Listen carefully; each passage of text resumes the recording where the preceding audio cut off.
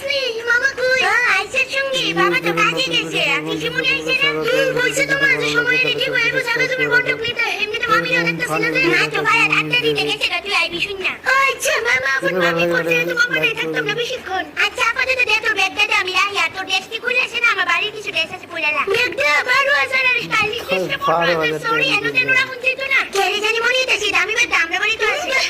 স্বপ্ন দেখছি আচ্ছা আয়া ভয় না দেই মা তোর কিলো নিলি না কিছু রাখতে গেছি আরে বলি দামি দামি বিস্কুট আনিস না আমার মা এটা কুকুর বেরেলে বিস্কুট খাওয়ায় বড় করছে না উফ কি গরম লাগতেছে ওয়াও বোন তোর চুল কি সিল্কি